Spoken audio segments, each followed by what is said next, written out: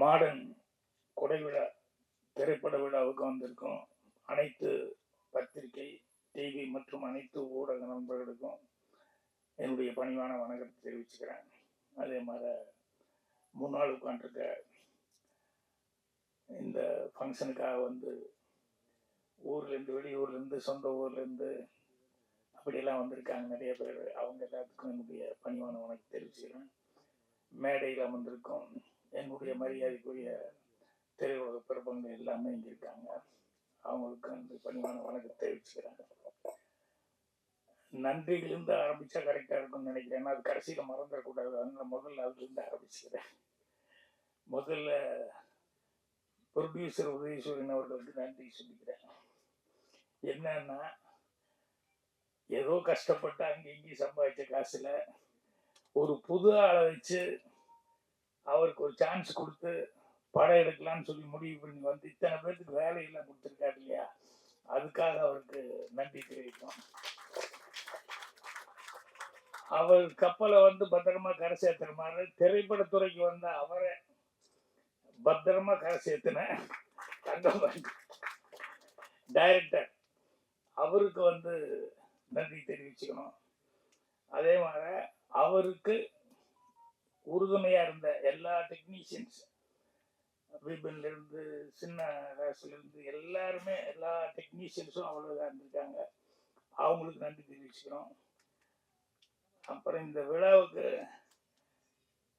நான் வர்றது காரணமா இந்த என் ஆபீஸ்ல இருக்கிற தேவேந்திரன் தான் வந்து, தேவேந்திரன் அவ்வளவு சீக்கிரம் வரமாட்டாப்புல. ஏதாவது ஒண்ணு சும்மா வந்து என்ன எப்படி இருக்கீங்கன்னு, இந்த படத்துக்கு பர்டிகுலரா வரணும் அப்படின்னு சொல்லிட்டு ரொம்ப அக்கறை எடுத்து தேவேந்திரன் வந்து இந்த படத்துக்காக வந்து கொடுத்தாப்புல. ஸோ தேவேந்திரன் நன்றி. அதுக்கப்புறமா வந்து ப்ரொடியூசர் எங்கிட்ட சொல்லல, நேரடியா சைடில் பேசிட்டு இருக்கும்போது கேட்டேன். அதாவது ஒரு நல்ல விஷயம் யார் செஞ்சாலும் அது எப்படி இருந்தாலும் வெளியே ஏதாவது ஒரு விதத்தில் வந்து சேரும்னு சொல்லுவாங்க இல்லையா, அந்த விதத்தில்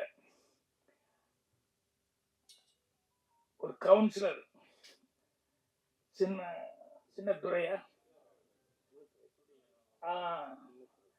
ஷூட்டிங்ல அவ்வளவு ஹெல்ப்ஃபுல்லா இருந்தாரு அப்படின்னு சொல்லிட்டு ப்ரொடியூசர் வந்து சொன்னாரு. ஸோ எந்த அளவுக்கு அவர் ப்ரொடியூசர் வந்து அவரை வந்து கூப்பிட்டு கௌரவிக்கும் போது சொல்லிட்டு இருப்பாருங்கன்னு தெரிஞ்சுட்டேன். ஸோ அவருக்கும் மனமார்ந்த நன்றி தெரிவிக்கிறேன். அதுக்கப்புறம் நட்புக்காக முத்துக்குமார் அவர்கள் வந்து இங்கே எல்லாத்துக்குமே சால்வ் அனுப்பிச்சு நட்புக்காக அவர் இதை பண்ணாரு, அதுக்கு நன்றி தெரிவிச்சுக்கிறேன். அதுக்கப்புறமா தான் ஆடாவிட்டாலும் தன்னுடைய சதை யாருங்க மாதிரி சிவாஜி சாருக்கு அவங்களுக்கு இப்படி ஒரு பேப்பர்ல வந்துருச்சுன்னு சொன்னோன்னே உண்மையிலேயே உள்ளூர அழுகையோட வந்து அது ஒரு பெரிய மேட்டரா வந்து ரொம்ப ஃபீல் பண்ணி அதை வெளியே சொல்லிட்டு இருந்தாரு. அவர் விநியோக தலைவர் அது இதுங்கிறதெல்லாம் போய் எனக்கு என்ன பொறுத்த வரைக்கும் திரைப்படத்துறைக்கு எப்பவுமே ஒரு காவலாளிமா இருக்காரு. அவர் எப்பவுமே சின்ன படங்கள், சின்ன தயாரிப்பாளர்கள் அவங்க நல்லா வரணும் அப்படிங்கிறது தான் ரொம்ப அக்கறை எடுத்துக்கிறாரு. என்னுடைய மரியாதைக்குரிய ராஜன் சார் அவர்கள், ஸோ அவர்களுக்கும் என்னுடைய மனமார்ந்த நன்றியும் தெரிவிச்சுக்கிறேன்.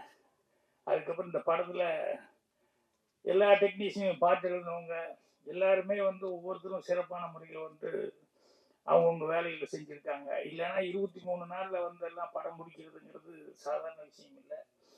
ஸோ பாட்டை பற்றி எல்லாம் நம்ம மனோஜ்குமார் வந்து சில வரிகள் எல்லாம் கரெக்டாக பிடிச்சிச்சு, அதை வச்சு இருந்தார். அதே மாதிரி நானும் ஓப்பனிங் சாங்கு அதை ஒரு திருவிழா சாங் வந்து அவ்வளோ அழகாக வந்து அவர் கம்போஸ் பண்ணி பண்ணியிருந்தாரு. அதுக்கு அடுத்து டூயட் ரொம்ப மெலடியாகவும் பண்ணியிருந்தாரு. ஸோ அவரும் செல்லுமணி அவருக்கு நல்லா பாராட்டி பேசினார். அனிருத்த மாதிரியே இருக்கிறீங்க, அனிருத்த மாதிரியே வரணும் அப்படின்னு சொல்லிட்டு. அப்புறம் ரொம்ப ரொம்ப அதாவது ஒருத்தர் பேசும்போது சொன்னார், மாடர்ன் காவல் தெய்வம் நாங்கள் வந்து ஏதோ கோர்ட் நீதிபதி தமிழன் மணி அவர்கள் பேசினார். அவர் வந்து கண்டிப்பாக இந்த படத்தை காப்பாற்றினாரு. என்னை பொறுத்த வரைக்கும் மாடர்ன் இப்போவே நேரில் வந்து இந்த படத்தை வெளியிடுறதுக்கு காப்பாற்றிருக்காரு. அதுதான் முரளி அவர்கள். ஸோ அது ரொம்ப முக்கியம். சின்ன படம் எடுக்கிறது அப்படிங்கிறது பிரச்சனை இல்லை. சின்ன படம் எடுக்கும்போது இந்த படத்தை வந்து அவர் பார்த்துட்டு நான் ரிலீஸ் பண்ணுறேன் அப்படின்னு சொல்லும்போது படத்தினுடைய தரமும் எனக்கு தெரிஞ்சது. அதே நேரத்தில் வந்து சின்ன படத்தை ரிலீஸ் பண்ணுறதுக்கு நம்ம அவ்வளோ உதவி பண்ணணும் அப்படிங்கிறது அவருடைய அக்கறை எனக்கு புரிஞ்சது. அவரை இவருக்கு இன்ட்ரடியூஸ் பண்ணவர் பன்னீர் அவர்கள். அவருக்கும் என்னுடைய மனமார்ந்த நன்றியை வந்து தெரிவிச்சுக்கிறேன். ஸோ இந்த படத்தில் வந்து இவ்வளவு பேர் உழைப்பு அந்த 23 நாளில் வந்து படத்தை நல்லபடியாக முடிச்சிருக்காங்க அப்படிங்கும்போது ரொம்ப ரொம்ப சந்தோஷமா இருக்கு.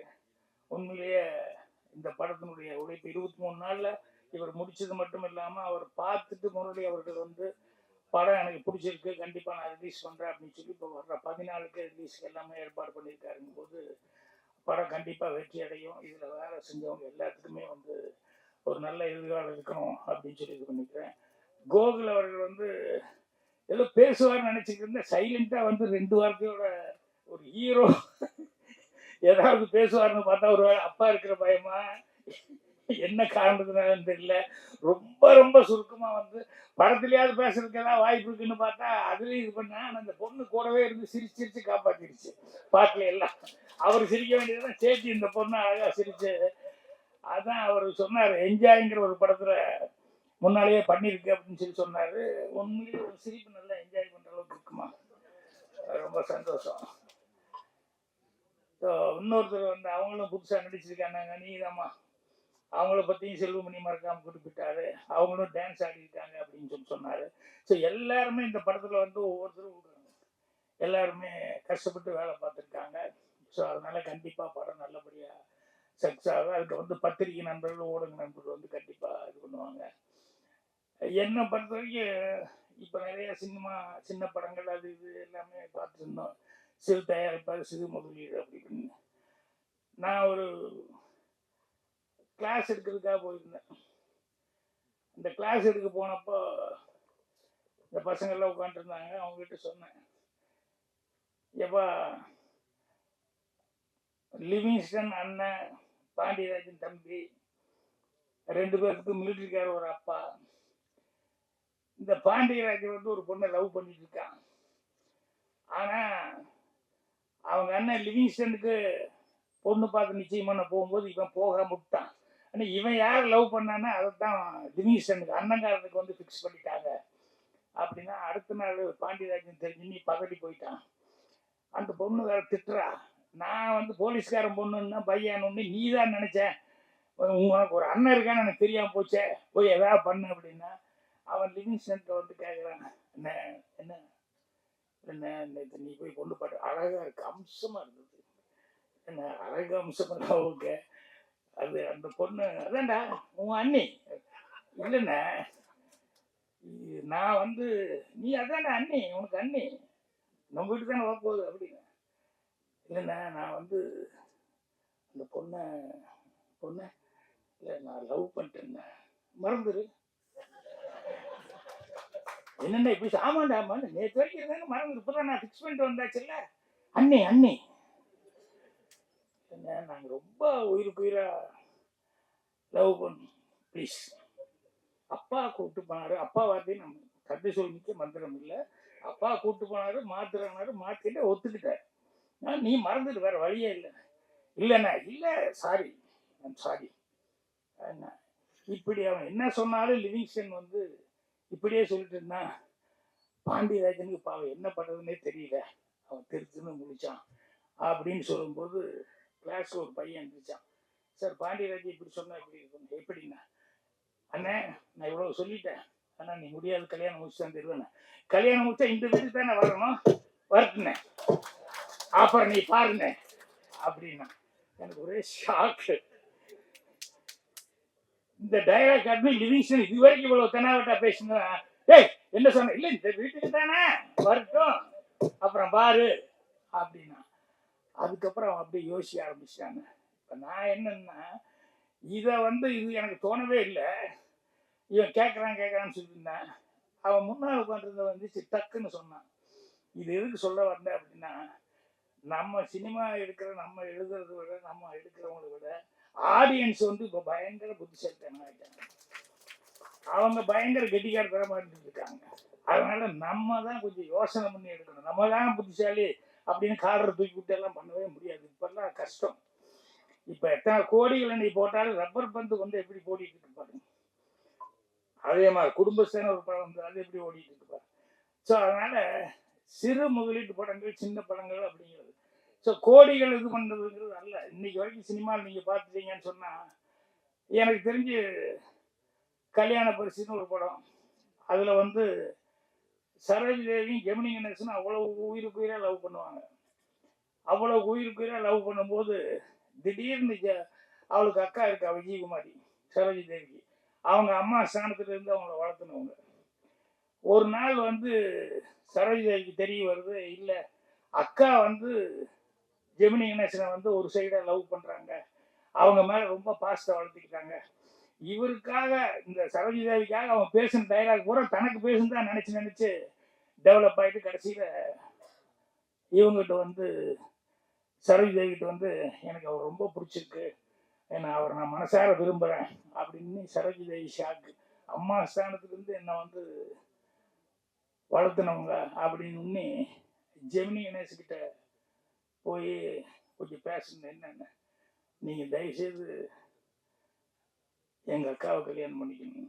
ஏய் விளையாடுறடி, நான் நீ ஒரு நாளை இவ்வளவு லவ் பண்ணிட்டு இருக்கேன், எங்கெல்லாம் சுத்தி எப்படி எல்லாம் ஜாலியா இருந்தோம், திடீர்னு போய் அக்காவை கல்யாணம் பண்ணிக்கணும்னு சொல்ற விளையாடுறடின்னு. இல்லை இல்லைங்க, நீங்க அம்மா ஸ்தானத்துலேருந்து என்ன வளர்த்துனவங்க, அதனால அவளுக்கு தான் நீ கல்யாணம் பண்ணி ஆகணும் அப்படின்னு அவர் ஒன்று. ஸோ எவ்வளோ சிக்கலான ஒரு சமாச்சாரம். இது எப்படி சமாதானப்படுத்த முடியும் ஜெமினியை? அதே மாதிரி சித்தின்னு ஒரு படம். அதுல பத்மினி ஜெமினியும் வந்து ரொம்ப சின்சியரா லவ் பண்ணிட்டு இருந்தாங்க. 2 பேரும் உயிருக்கு உயிரா இருக்காங்க. திடீர்னு வந்து பத்மினிக்கு ஒரு சிக்கல். அவங்க வந்து ஒரு 3-4 குழந்தையோடு இருக்க எம்ஆர் ராதா. அந்த வீட்டில் அந்த எம்ஆர் ராதாவை கல்யாணம் பண்ணிட்டா, இவங்க வீட்டில் இருக்கிற தம்பி தங்கச்சி இவங்க கடன் பிரச்சனை அது இது மொத்தமாக எல்லாமே சால்வ் ஆகும்.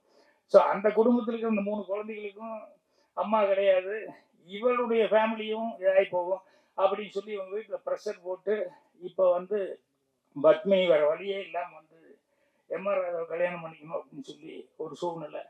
இப்போ இவங்க வந்து ஜெமினி கோயிலுக்கு வர சொன்னாங்க. ஜெமினி கோயில் வந்து அவர் ஏதோ பத்மினி கூப்பிடுறது லவர்னு ஒன்று வந்தாங்க. வந்த உடனேயுமே அந்த அம்மா வந்து இப்போ ஜெமினியை ஒத்துக்க வைக்கணும், என்னை மன்னிச்சுக்கோங்க, வேற வழி இல்லை, நான் காதல் எல்லாம் பார்த்துக்க முடியாது இவங்களை தான் அப்படின்னு. ஸோ அங்கேயும் ஜெமினி ஒத்துக்க வைக்கணும், அது ஒரு கஷ்டமான இடம். இங்கேயும் ஜெமினி வந்து ஒத்துக்க வைக்கணும், இது ஒரு கஷ்டமான இடம். 2 இடத்துலையுமே அந்த 2 டைரக்டர்களும் ரைட்டு. அவன் பேனா வந்து விளையாண்டுருக்கும். என்னன்னா ஸ்ரீதர் சார் அதில் வந்து அங்கே டைலாக் போட்டிருப்பாரு. அந்த சரோஜி தேவி வந்து கேட்பாங்க, இப்போ வந்து எங்கள் அக்கா உயிருக்கு உயிராக உங்களை லவ் பண்ணிடுச்சு அப்படின்னு சொன்னதுக்கப்புறம் வேற வழியே இல்லை, நான் இனிமேல் உங்களை கல்யாணம் பண்ணுறேன். ஏன்னா எங்கள் அக்கா மனசுக்கு எவ்வளோ கஷ்டமாக இருக்கும். அக்கா ஆசைப்படுறது எனக்கு தெரியாம இருந்தால் பரவாயில்ல, தெரிஞ்சதுக்கப்புறம் வந்து இப்போ நான் உங்களை எப்படி கல்யாணம் பண்ணிக்க முடியும், அதனால் இந்த காதல் வந்து சரியாக வராது. இல்லை நான் இல்லைங்க, அக்காவுக்கு நான் வந்து நன்றி கடனா வந்து கல்யாணம் பண்ணிக்கோன்னு கேட்குறேன், அது முடியல, அட்லீஸ்ட் இதையாவது நான் வந்து உங்களை நான் கல்யாணம் பண்ணி அவங்களுக்கு ஒரு கஷ்டத்தை கொடுக்க விரும்பல, அதையாவது பண்ணணும்னா எனக்கு வேற வழியே இல்லை அப்படின்னு சொன்னேன். இப்போ ஜெமினிக்கு என்ன பேசுன்னு தெரியல. அப்போ வந்து சரி நான் புறப்படுறேன் ஒரு வாரத்தை அப்படின்னு அதுக்கு முன்னால் நின்னேன். எப்படி நான் வந்து உங்களை கல்யாணம் பண்ணிக்க போகிறதில்ல, ஸோ நான் போய் வேற மாதிரி தான் என்னங்கிறது யோசிச்சு தான் முடியும். ஆனால் நான் இல்லைங்கக்கா, நீங்கள் லைஃப்பில் கல்யாணம் பண்ணாமல் இருப்பீங்களா? அவர் முடிக்கிறார் ஜெமினி. சொல்லுங்க, யாராவது ஒரு காலத்தில் 3 முடிச்சு போடணும் இல்லை? இல்லை சொல்லுங்க, எப்படி நீங்களும் வந்து கல்யாணம் இல்லாமல் இருந்துட போறீங்க? எனக்கு ஒரு வழிபாக்கமாக நீங்களும் கல்யாணம் பண்ணி தானே ஆகணும். சொல்லுங்க, யாருக்கா ஒருத்தி கழுத்து நீட்டு வா, அவருக்கு நீ 3 முடிச்சு போட்டு தானே ஆகணும்னு எங்க தலையை ஆட்டுறாரு. அது ஏன் எங்கள் அக்காவாக இருக்கக்கூடாது அப்படின்னு. இதை கேட்டோன்னே ஜெமினி ஆடி போயிடுவான். நான் உண்மையிலேயே லவ் பண்ணேன், என் மேலே உனக்கு பிரியம் இருக்குது அப்படின்னா என்னுடைய வேதனையை புரிஞ்சுக்கிட்டு என்னுடைய தியாகத்தை நீயும் பங்கெடுத்துக்கணும், அதனால எனக்காக உங்கள் அக்கா கல்யாணம் பண்ணிக்கோ அப்படின்னு. வேற வழியே இல்லாமல் ஜெமினி வந்து விஜயகுமாரியை கல்யாணம் பண்ணிக்குவான். அதே மாதிரி இங்கே கோயிலுக்கு கூப்பிட்டு வந்தோடனே ஜெமினி கிட்ட பத்மினி கேட்பா, எங்கள் பாக்கெட்டில் எவ்வளோ இருக்குது? பாக்கெட் இன்னும் சம்பளமே வரல, ரொம்ப கம்மியாக தான் இருக்குது. இல்லை இல்லை எனக்கு ஒரு 1 லட்ச ரூபா தேவைப்படுது. லட்சமா? நான் வாங்குறதே 1000 2000 இவ்வளோதான் சம்பளம். என்ன திடீர்னு லட்சம் எங்கிட்ட கேட்குறேன். இல்லைங்க எவ்வளோ நாள் டைம் கொடுத்தா நீங்கள் அந்த லட்சத்தை ரெடி பண்ண முடியும்? வாழ்க்கை பூரா நான் கஷ்டப்பட்ட லட்சமெல்லாம் என்ன நான் வாங்குற சம்பளத்தை எப்போ ரெடி பண்ண முடியும்? முடியாது இல்லைங்க, முடியாது. இல்லைங்க, இப்போ எனக்கு லட்சம் தேவைப்படுது. நான் உங்களை விட்டுட்டு வேற ஒருத்தர் கல்யாணம் பண்ணா பல லட்சங்கள் எனக்கு வந்துடும். 2 குடும்பத்தையும் நான் காப்பாற்ற முடியும். என்ன சொல்றேன், இதான் உங்களால எத்தனை நாள் ஆனாலும் முடியாதுன்னு சொல்லிட்டீங்கல்ல. பட் 2 குடும்பத்தை காப்பாற்றுக்கு நான் படித்தான் ஆகணும். அதனால நான் மன்னிச்சுவேன். ஏன்னா நாளைக்கு வந்து எங்கிட்ட ஒரு வார்த்தை நீ கேட்டுருக்கலாமல்ல அப்படின்னு நீ கேட்டா நான் குற்றவாளி ஆகிடுவேன். அதனாலதான் உங்களை கேட்டேன். முடியல, சரி மன்னிச்சுக்கோங்க, நான் போய் கல்யாணம் பண்ணிக்கிறேன் ஜெமினி திருத்து முடிச்சு நிற்பான். என்னன்னா 2 இடமும் மிகப்பெரிய ஒரு பிரச்சனையான ஒரு இடம். அந்த 2 இடத்துலயும் எவ்வளவு கிளவரா வந்து பெண்கள் எவ்வளவு சாதகமா பேசுறாங்க அப்படிங்கிறத வச்சு பண்ணியிருப்பாரு. ஆனா எழுதும் நாமளதான், பேசுறது பொம்பளை இருந்தா கூட. ஏன்னா ஏன் டிபார்ட்மெண்ட் விட்டும் கொடுக்க முடியாத ஸ்ரீதர் கேஜி அவங்க எதுக்கு சொல்ல வந்தேன்னா, அவங்க கோடிகள் எல்லாம் நம்மள, பிரம்மாண்டத்தை நம்மள, பேனாவை மட்டுமே நம்பினாங்க. அதுதான் அவங்க இன்னைக்கு வரைக்கும் நினைச்சு நின்றுக்கிட்டு இருக்காங்க. அதனால இன்னைக்கு வந்து எடுக்கிறவங்க வந்து இவங்க பண்ணணும் அவங்க பண்ணணும் இப்படி பண்ணணும் அப்படி யாருடைய உதவி இருந்தாலும் அது பிரயோஜனம் இல்லை.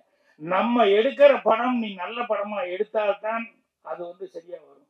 அதனால ஒவ்வொருத்தரும் அதுக்கு வந்து இப்போ 23 நாள்ல முடிச்சாரு அப்படின்னு சொல்லும்போது எவ்வளவு நம்பிக்கை இருந்தா எவ்வளவு பிளான் பண்ணியிருந்தா அந்த கதையை வந்து 23 நாள்ல முடிச்சிருக்க முடியும். ஸோ கதையை ப்ரொடியூசர்கிட்ட சொல்லி அவருக்கு பிடிச்சிருந்து அதுக்கப்புறம் அவங்க பையனே வச்சுட்டு கோகுல் வச்சுட்டு பண்றாங்க, சரி பண்றேன் அப்படின்னு சொல்லி பண்ணி எவ்வளவு நம்பிக்கையோட செஞ்சிருக்காரு. அதை பார்த்து தான் வந்து முரளி அவருக்கு வந்து நானே ரிலீஸ் பண்றேன் அப்படின்னு. அதனால சினிமா படம் படம் நல்லா இருக்கணும் அப்படின்னா படங்கள் நல்லா ஓடணும், சிறு முதலீட்டு படங்கள். ஏன்னா எல்லாருமே சிறு முதலீட்டுல தான் வந்தாங்க, சிறு தயாரிப்பாளர் தான். நான் வாங்கினது 500 ரூபா அட்வான்ஸ் தான் ஃபர்ஸ்ட் படத்துக்கு டைரக்ஷன் பண்றதுக்கு. ஆனா அந்த ப்ரொடியூசர் வந்து தொடர்ந்து 3 படம் 4 படம் அவனுக்கு இருந்தா அவருக்கு தான் எடுத்து கொடுத்தேன். நான் நிறைய படம் ஞான படம் வரைக்கும் எல்லாருக்குமே அவருக்கு எடுத்து கொடுத்தேன். செல்வமணி சொல்லுமா எனக்கு சிரிப்பா இருந்தது, ப்ரொடியூசருக்கும் டைரக்டருக்கு எப்பவுமே கடைசியில் சண்டை வந்துடும், எனக்கு கூட வந்தது அப்படின்னாரு. அப்படி இல்லை, நான் வந்து வேலை பார்த்ததுல பெரிய சண்டைகள் எங்கேயுமே வரல. இன்னும் சொல்ல போனா தயாரிப்பாளர் சங்கத்துல என்னன்னா இந்த ரைட்ஸ் பிரச்சனை தான் பேசிட்டு இருக்கிறப்ப நாங்க அது ஒன்றும் முடிவே வரல. என்னுடைய முதல் படத்திலேயே வந்து எனக்கு படம் ரிலீஸ் ஆகிடுச்சு, மௌனுக்கு இதுங்கெல்லாம் வந்து லேபில் பிரிண்ட் ரெடி ஆகிட்டு இருக்கிறதுக்குள்ளேயே நிறைய பேர் பார்த்துட்டு லேபில் இருக்கிறவங்க மூலமாக சொல்லி என்கிட்ட ரைட்ஸ் வந்து கேட்கறதுக்காக வந்தாங்க. உடனே படம் வந்து ரிலீஸ் ஆச்சுன்னா அது பல சக்ஸஸுக்கும் போது எத்தனையோ லட்சங்களுக்கு போகும். ஆனால் ப்ரொடியூசர் பாக்கியராஜ் இப்பவே கேட்குறாங்க, இப்பவே கொடுத்துடலாம் பாக்கியராஜ், இப்பவே கொடுத்துடலாம் பாக்கியராஜ்னு பயந்துக்கிட்டவர். ஏன்னா படம் ரிலீஸுக்கு முன்னாடியே 2 லட்சம் வருது, 3 லட்சம் வருதுன்னா கண்ணுக்கு தெரிஞ்சு லாபம் இல்லையா அப்படின்னு சொல்லி கேட்டாரு. அப்பவே நான் வந்து அந்த அந்த ப்ரொடியூசருக்கு 50% அவருக்கு நான் கொடுத்தேன். ஏன்னா கதை எழுதுன்னு நான் தான், என்கிட்ட வந்து கேட்டாங்க. ஆனால் தயாரிப்பாளர் அவருக்கும் ஒரு 50% இருக்கணும், அவரும் மறுபடியும் படம் எடுக்கணும். படத்தில் வருதோ இல்லையா இந்த 50% ரைட்ஸ் நம்ம வந்து அவருக்காக நமக்கு காசு கொடுத்து 500 ரூபா அட்வான்ஸ் கொடுத்தாங்க அந்த படத்தையே எடுத்தோம். ஸோ அதனால அவர் அன்னையிலேருந்து எல்லா ப்ரொடியூசரோடையும் நான் 50% ரைட்ஸு அப்படிங்கிற மாதிரி தான் இது பண்ணிட்டுருக்கேன். ஆனால் எங்களுக்குள்ள ஒரு சண்டை, என்ன ரைட்ஸே நீ கேட்கக்கூடாது, அவங்களோட ஒரு பிரச்சனை போயிட்டு இருக்கு. பட் பரவாயில்ல, செல்லுமணி சொன்ன மாதிரி ஸ்மூத்தாக பேசி எந்த பிரச்சனையுமே எல்லா ப்ராப்ளமுமே ஒரு சால்வேஷன் இல்லாமல் இருக்காது, கண்டிப்பாக வரும். இன்னைக்கு காலையில் கூட பேரரசு பேசும்போது சொன்னாப்புல, சார் நீங்கள் வந்து என்ன அந்த கார்டு வாங்கினையோ எங்களை முதல்ல மதித்தா தானே கார்டு வாங்குறதுக்கு, எங்களை வந்து சம்பளமே பேசுறதுக்கு வந்து விடமாட்டேன்னு எப்படியா அப்படின்னு சொல்லி சொன்னால், இல்லை இல்லை நான் பேசிட்டு ஒரு லெட்டர் போட சொல்கிறேன் அப்படின்னாரு. ஸோ அது ஒரு பக்கம் நல்லபடியாக நடக்கும். இப்போ நான் சொன்னது தான் ரொம்ப முக்கியம். என்னென்னா பேனாவை நம்பி கதையை நம்பி அதை ஒரு பொறுப்போடு செஞ்சோம் அப்படின்னு சொன்னோம்னா சின்ன முதலீடு கூட பெரிய ஏன்னா எத்தனை கோடிகளை வந்து சம்பாதிச்சு கொடுக்குது. இன்னைக்கு அந்த பையன் ரங்கநாதன் கூட எடுத்தான் அந்த டிராகன்ங்கிற ஒரு படம், இன்னொருத்தர் டைரக்டர், இவங்கெல்லாம் என்ன படத்தை வந்து அந்த கதையை வந்து நம்பினாங்க, அதுதான். அதனால அதை நம்பணுமோ ஒழிய பிரம்மாண்டங்கள் அது இதுங்கிறதெல்லாம் வந்து எந்த காலத்துக்கும் சரியா வராது. அதனால சின்ன படங்கள் தான் பின்னால பெரிய படங்கள் ஆகுது. இந்த படம் மிகப்பெரிய படமா வந்து சக்சஸ் ஆகணும் அப்படின்னு சொல்லிட்டு இந்த ப்ரொடியூசர் நிறைய கப்பல்கள் அவர் சொந்தமா வாங்கி ஓட்டணும். அதுக்கு தங்கபாண்டி மாதிரி டைரக்டர்களும் இந்த டெக்னீஷியன்ஸ் எல்லாரும் உதவியா இருக்கணும்னு சொல்லி என்னுடைய மனமார்ந்த வாழ்த்துக்களை தெரிவிச்சுக்கிறேன். நன்றி, வணக்கம்.